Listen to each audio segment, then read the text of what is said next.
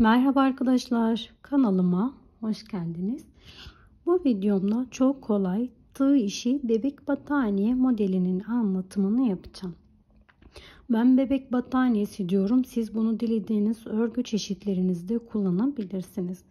Bebeklerinizde atkı, bere, yelek, hırka, kazak dilediğiniz örgü çeşitlerinizde kullanabilirsiniz. Modelim 4'ün katlarından oluşuyor. En sonunda bir tane zincir ekliyoruz. Bebe yünü kullanıyorum. 3 milimlik bir tığ kullanıyorum. Elinizin sıklığına göre tığ numarasını değiştirebilirsiniz. Kısa parça anlatımı olacağı için ben 21 tane zincirimi çekerek başlıyorum.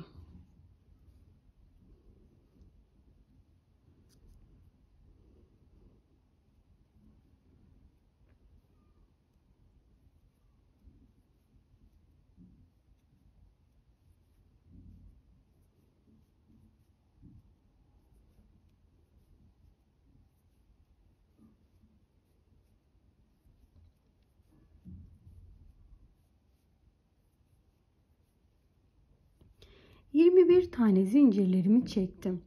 Bebek battaniyesini yapacaksanız 1 metre zincirinizi çekin. İkinci sırada 4'ün katları olarak ayarlayın. 21 tane zincirimi çektim. Hemen ikinci zincirime geri dönüş yaparak sık iğne yaptım. Sıradakine sık iğne yaptım. Sıradakine sık iğne yaptım. Her bir zincirin içine sık iğne yapıyoruz. Sıra sonunda 20 tane sık iğnelerimiz olacak.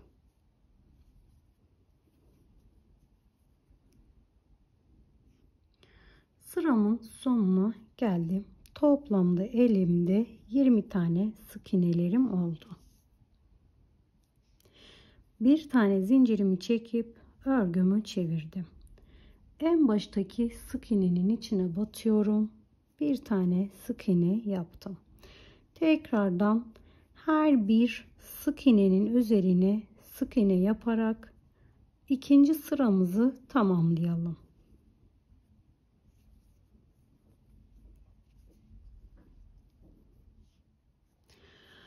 Model 2 sıra ve 2 tekrardan oluşuyor. Zeminimi hazırladım bu şekilde. Şimdi bu şekilde sarı olan ipimi bağlıyorum. Sarı olan ipimi içinden geçirdim. Örgümü çevirdim. 2 tane zincirimi yapıyorum. İpimizi her sırada koparmıyoruz. 2 zincirimi yaptım. Başına sardım. Zinciri bir trabzan olarak sayıyorum. Hemen sıradaki yuvadan bir trabzan.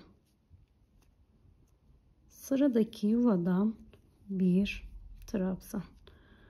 Toplamda bu şekilde 4 tane trabzanlarımı yaptım. Zinciri saydığımızda toplamda 4 tane trabzan yapmış oldum. Başına sardım. Şu sık iğnenin alt sırasından, bakın sıradaki sık iğnenin alt sırasından bir tane trabzan. Başına sardım. Aynı yuvadan bir tane trabzan. 2 defa da çektim. Tekrardan başına sardım. Arkadan bir yuva atlatıyoruz. İkinci yuvadan devam ediyoruz. Bu atlatmış olduğumuzun yuvanın yerine model geçiyor zaten. 3 tane trabzan yapıyorum.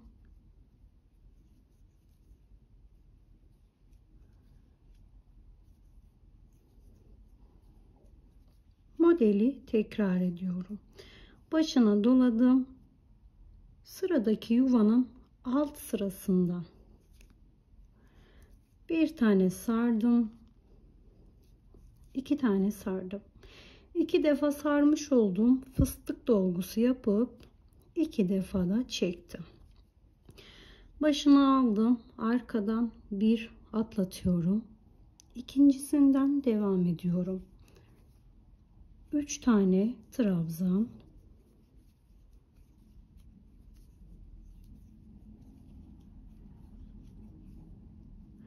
Başını aldım.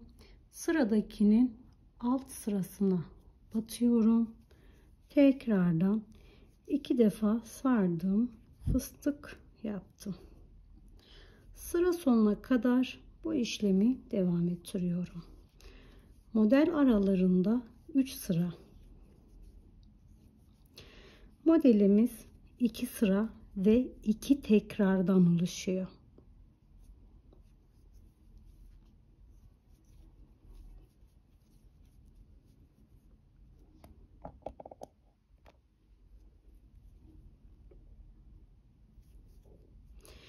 Son olarak 4 tane trabzan yapıyoruz. Girişte 4 trabzan, çıkışta 4 tane trabzanımız oldu.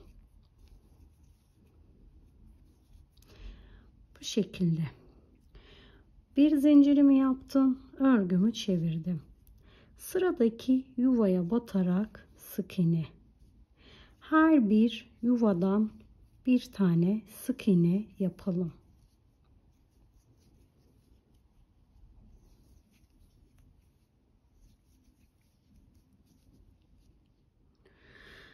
Sıra sonuna geldim. Başlarken zincirimiz vardı. Zincirin içinden bir tane sık iğne yapıyoruz ki azalma olmasın. Ve ikinci ipimizi şöyle bir sıra üste çıkarttık. Sarı ipimi bıraktım.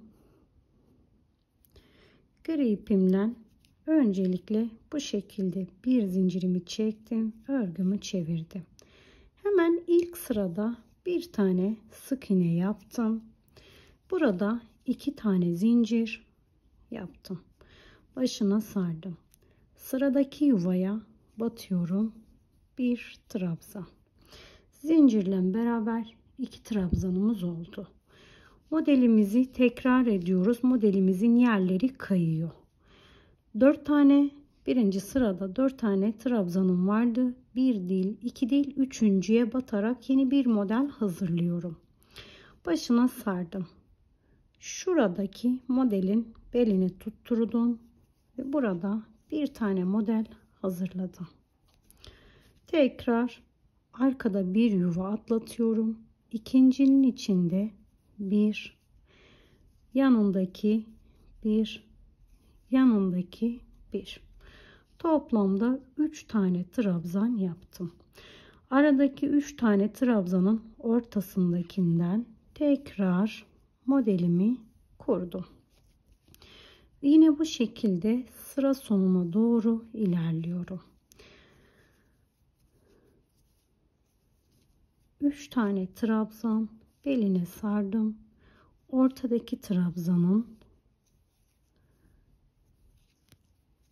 üzerine model kurdum. 3 tane trabzan,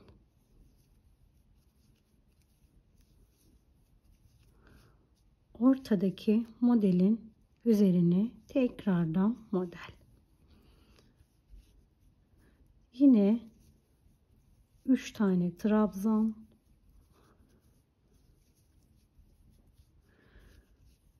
modelin üstünde bir model. 2 tane trabzanımı yaparak bu sırayı tamamladım. Bir zincirimi yaparak örgümü çevirdim. Her yuvanın içinde bir tane sık iğne yaparak sıra sonuna geliyorum. Sıra sonuna geldim. Son sık iğnemi de yaptım. Zincirin içinden bir tane sık iğne çıkartıyorum. Buradaki ipimi şöyle aradan yukarıya çektim. Daha sonra griyi bırakıp sarıya geçtim. Örgümü çevirdim. Hemen sıradaki sık iğnenin içinde tekrardan bir sık iğne. Burada yine 2 zincirimi çektim. Şöyle bir, hemen sıradaki yuvadan 2, sıradaki yuvadan 3, sıradaki yuvadan 4 tane trabzan yaptım toplamda. Birinci sırayı tekrar ediyoruz. Başına aldım. Arada 3 tane trabzanım var. Ortadaki trabzanın üzerine bir modelimi yaptım.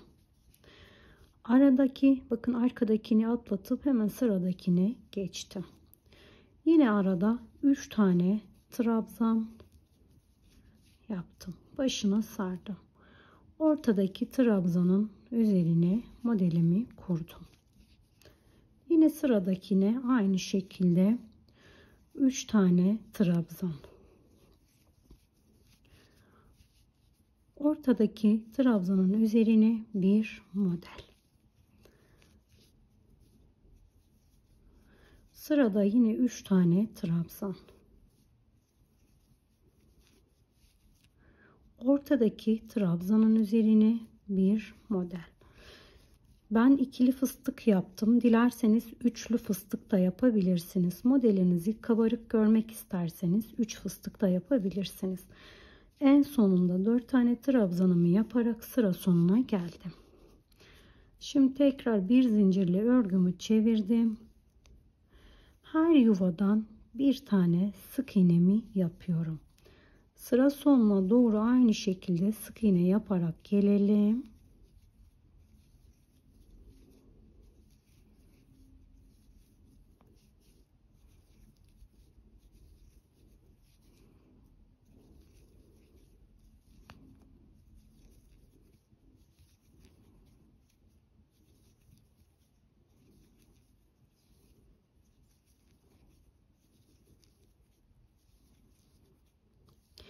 En son sık iğnenin üzerini yaptım ve şuradaki zincirden bir tane yapıyorum. Şu ipimi de üzerime alıp yukarıya çektim. Şimdi yine gri olan ipimizi alıyoruz arkadaşlar. Sıradakine sık iğne yaptım. Burada 2 zincirimi yapıp başına sardım. Bir tane trabzan, zincirle beraber 2 tane oldu. Başına sardım. Şu modelin hizasına gelecek şekilde alttan saydığımızda 3. trabzanımın üzerine, yani gri sırayı tekrar ediyorum şu anda. Model demin de söylediğim gibi 2 tekrar ve 2 sıradan oluşuyor. 3 trabzan, yine ortadakinin üzerine fıstık. Arkadaşlar, model bu şekilde tekrar edin. Ben biraz büyük bir parçada yapıp geliyorum. Gözünüze daha güzel görünsün. Modelimi biraz daha büyük bir parçadan yapıp geldim. Şu şekilde. Hem görüntüsü çok güzel, hem modelin kendisi çok güzel, çok amaçlı, çok güzel bir örgü modeli oldu. Arka tarafında bu şekilde şahane bir görüntüsü var. İplerimizi her sırada koparmadığımız için görüntü kirliliği de yok. Videomun sonuna geldim. İzlediğiniz için çok teşekkür ediyorum. Başka bir videoda görüşmek dileğiyle. Şimdilik hoşça kalın, sağlıkla kalın.